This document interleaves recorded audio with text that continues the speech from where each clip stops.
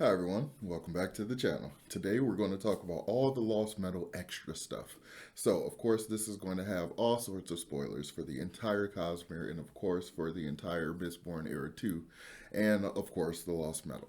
So yeah, I want to kind of do this kind of as like a rambly like stream of thought kind of session, almost in a podcast type style. So well, also, just as a side note, please forgive the audio. I am in a fairly empty room and I am trying to fill it up so I can deal with the audio bounce kind of thing happening. So just bear with me. That'll be fixed in, upcoming weeks and videos and such. So yeah, with that being said, please make sure you hit the like button, subscribe to the channel if you haven't done so already, and let's begin.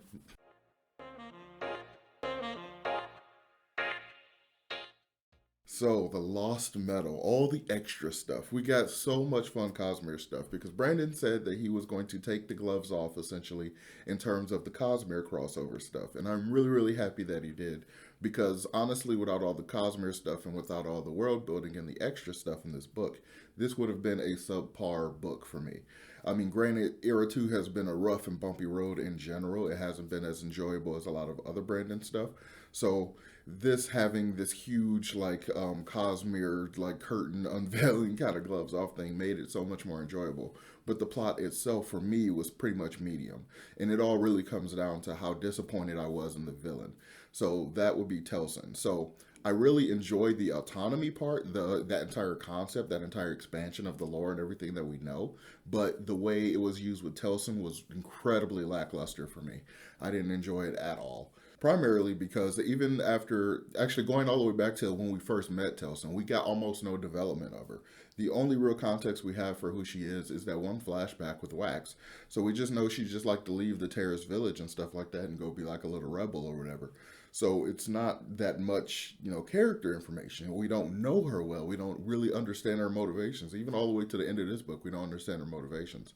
Like, at least in any true pure form, it just seems like power for the sake of power to me, really. So, but the connection that she has, the way that autonomy has apparently seeded the religion of Trellism or Trelligism on Scadrial thousands of years ago, long before even the Lord Ruler and Elendil and all of those people. So she had apparently had a plan going, I mean, on the timeline of shards, this seems like it was a very early plan, an early part of her plan. So there's probably seeded religions on all sorts of shard worlds that are just basically plans, like little seeds for autonomy to take up later. So, because that's essentially what happened. So, Trail became Trelligism, which was an ancient religion, and then it became Trellism sometime in Era 2, where now people are starting to pick it back up, which is probably because autonomy was moving through Telson and like kind of stoking it up a little bit. So, the idea that autonomy is making moves and encroaching on other shard worlds and trying to basically bump out harmony, trying to basically have the similar plan as Odium, but just going about it in a different way instead of Odium's plan, which seems to be kill all the other shards until he's the only shard left, so he'd be the primary god, versus Autonomy's plan to basically seed herself throughout the entire Cosmere like an infection. So she'd basically permeate the entire host and kind of be the de facto singular god that way, or just every single god is just an aspect of that shard. So there's an interesting kind of parallel to their plans there. And there was also hints that Autonomy helped Odium in the splintering of Devotion and Dominion on Cell, if I'm not mistaken.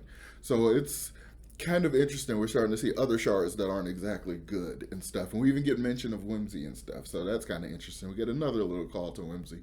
So I'm really interested to see what's going on with that shard. I really would like a series on that shard world. But Brandon has kind of expanded it to the point where it would be pretty much impossible to finish everything. So I think he's going to kind of refocus on Mistborn and Stormlight. So yeah. But ultimately, Telson was a disappointment. Trail was kind of a disappointment. But the autonomy stuff was very enjoyable. I really liked that expansion of the lore. I liked finding out that it's kind of Bavadinium because she's Bavadin and stuff. So I think it's really interesting. But again, it separates itself from this book itself. It means that I enjoyed all the ancillary stuff, not the primary story. So that's a negative mark in that category, but of course, another positive mark for the Cosmere itself. So apart from the hotels and thing, we also get another huge kind of reveal kind of thing. I mean, it's so interesting to me because it's so expected because there's no other option for this character. But it's also like, oh my god, and it's Kelsier. Like we get to see Kelsier on page. He has dialogue. We get to see him doing stuff. It seems like during most of the book he's traveling between the southern and northern continent, which further tells me that that map is just wrong because the map in the book shows that the southern continent and the northern continent are basically like America or North America and South America. Like, what are the chances that no one has just traveled that little area and just found their way to the southern continent? There's no way in hell these two continents would be so completely separate from each other if there's literally land that you can cross. It seems like there's maybe a river at most that separates these continents. So that map needs to be readjusted. I am not considering that canon at all because it doesn't make any sense. It breaks the entire lore of the northern and southern thing.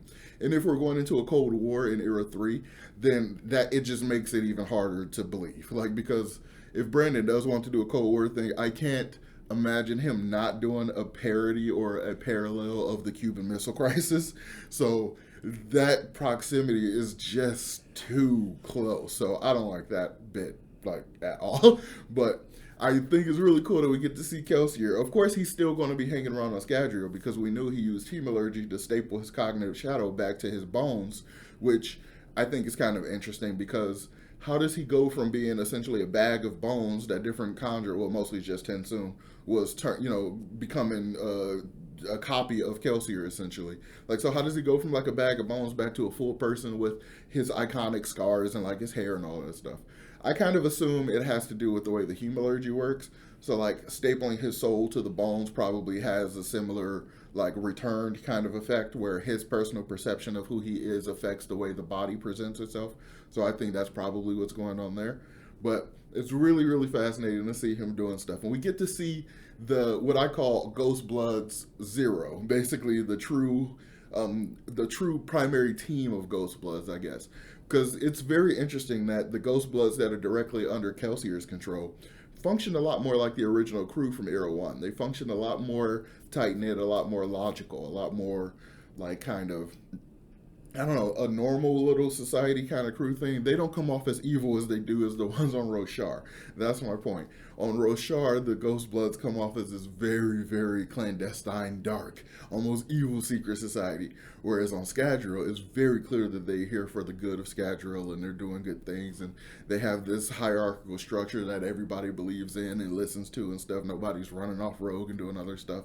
So it's really, really interesting. Well, I guess except for Shy. So I guess that's kind of a thing.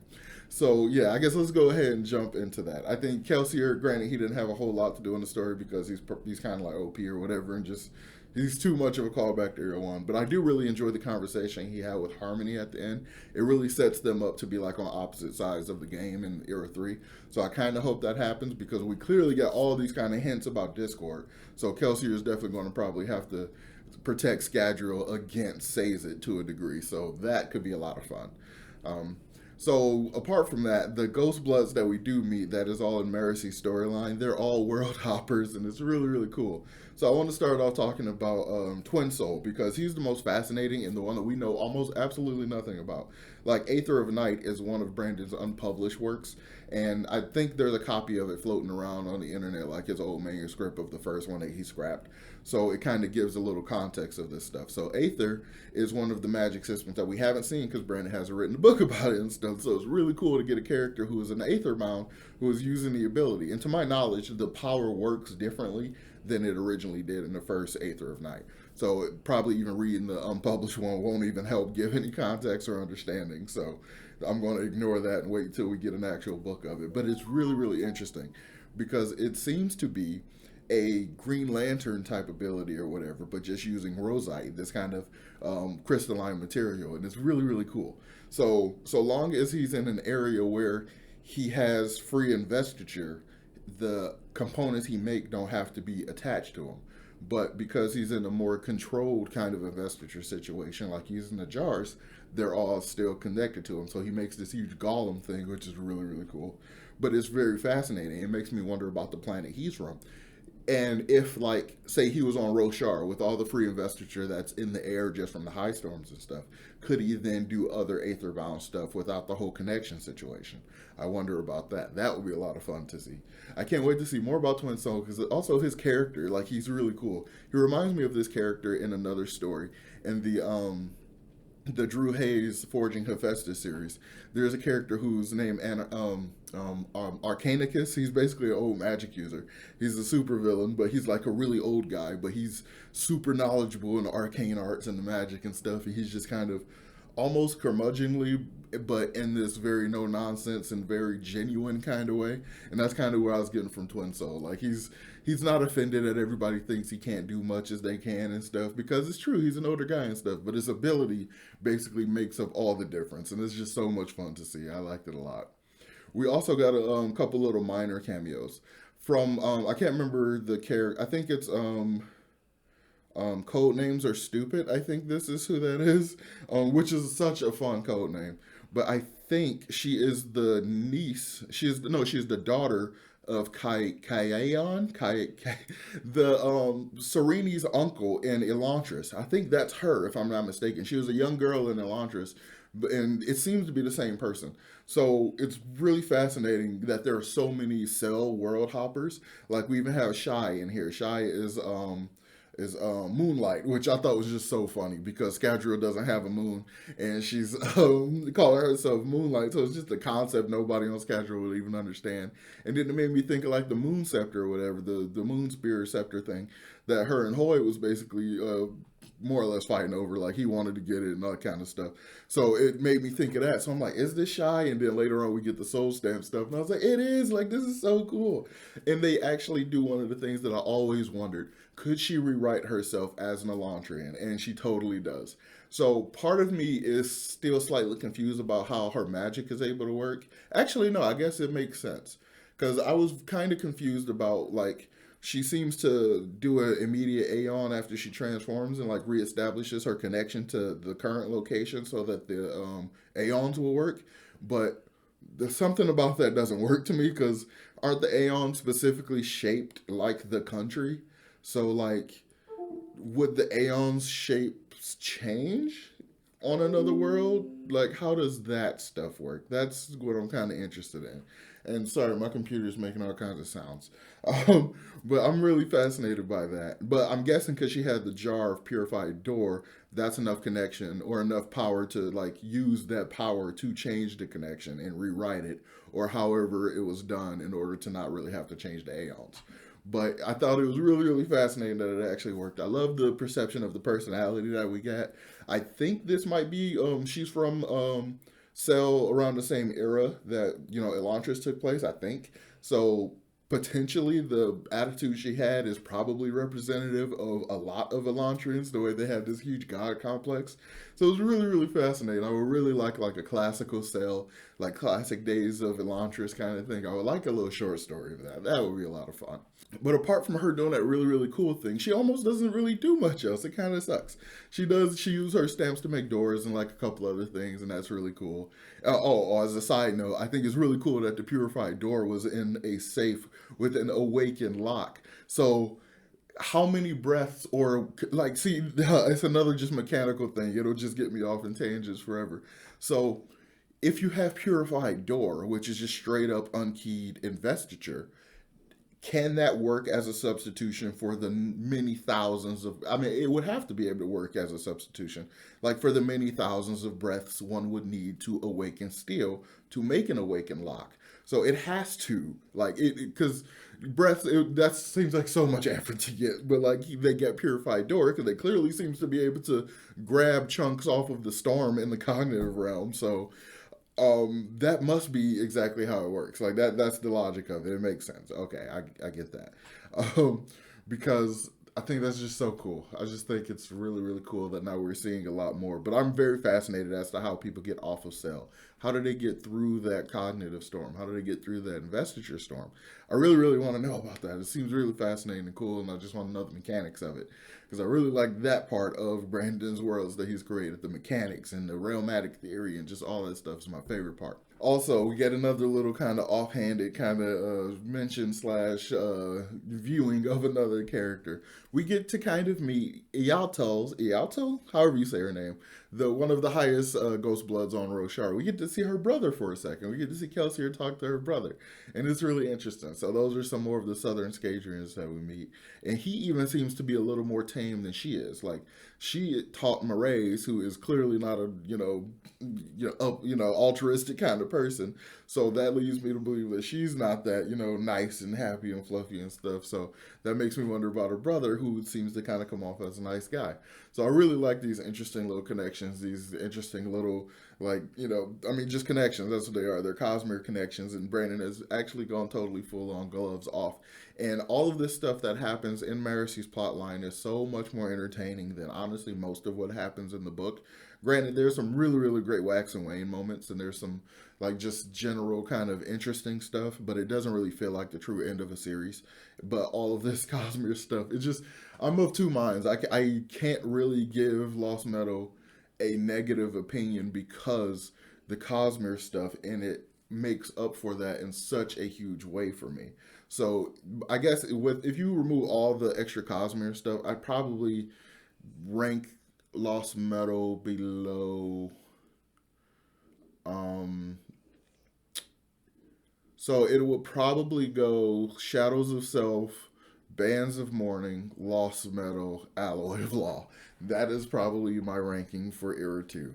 But when you add back in the Cosmere stuff, it then goes Lost Metal, then Bands of Mourning, Shadow of Self, then Alloy of Law, completely in reverse publication order, totally. Because as the books have gone, Brandon has gotten more Cosmere, hands on and or gloves off Cosmere. So yeah, but that's all I pretty much want to say about the extras of the Lost Metal. Let me know if any of the little particular things like stood out to you. What was your favorite part? Let me know about that in the comments down below so we can keep talking about it. If there's anything in particular about the Lost Metal or some of the new stuff that we've learned that you want me to talk about or give my opinion on, let me know about that in the comments down below. I'll definitely make a video we talk about it. Maybe I'll do like a full Cosmere ranking video, to see where all of the books stack up for me right now before all the secret project stuff start up next month, which I am so excited for. Secret projects, yes. And I can't wait to get all my miniatures because that's what's going to end up on the shelves back there. Because I definitely backed that Kickstarter. So when I get the Chasm Fiend and all that stuff, that's what's going to be back there. It's going to be cool. But yeah, I'm going to go ahead and wrap this up. Let me know in the comments down below what's your favorite part about all the cool extra Cosmere stuff. Are you really happy that Brandon is going gloves off with the Cosmere? Let me know about that in the comments. So as always, make sure you hit that like button, subscribe to the channel if you haven't done so already, and I will talk to you all next time. Peace.